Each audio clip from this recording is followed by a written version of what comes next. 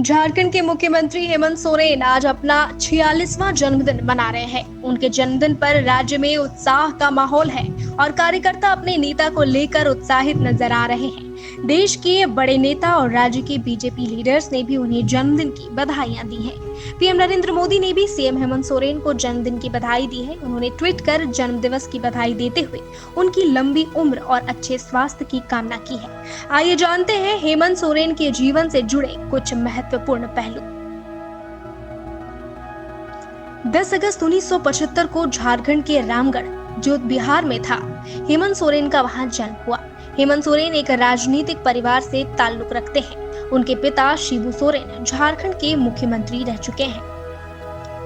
हेमंत सोरेन ने engineering drop out student हैं, लेकिन बहुत कम लोग ही जानते होंगे कि हेमंत सोरेन अपनी इच्छा नहीं बल्कि परिस्थितिवश राजनीति में आए हैं।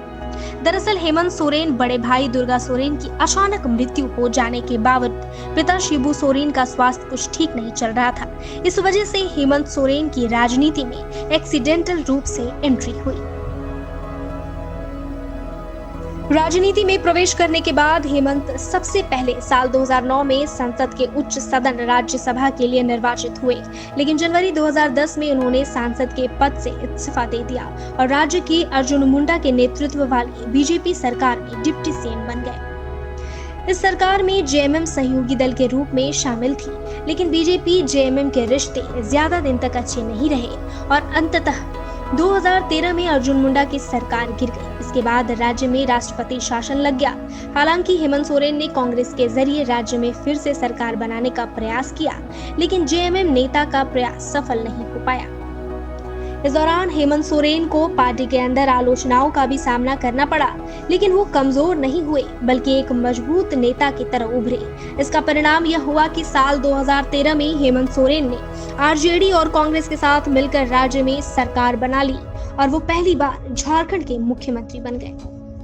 करीब 1.5 वर्षों तक राज्य की सत्ता संभालने के बाद 2014 में मोदी लहर में झारखंड में बीजेपी की वापसी हुई और रघुवर दास को सीएम बनाया गया।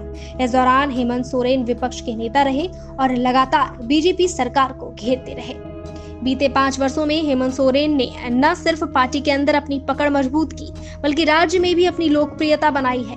इसका परिणाम यह हुआ कि साल 2019 में झारखंड में जेएमएम, कांग्रेस और आरजेडी गठबंधन सरकार की राज्य में वापसी हुई और बीजेपी को सत्ता से बाहर होना पड़ा। अब इस सरकार की अगुवाई हेमंत सोरेन कर रहे हैं। झारखंड टाइम्स के साथ जुड़ने के लिए हमारे फेसबुक पेज झारखंड-टाइम्स.live को लाइक करें। साथ ही साथ हमारे ऐप झारखंड टाइम्स को गूगल प्ले स्टोर से इंस्टॉल करना बिल्कुल न भूलें।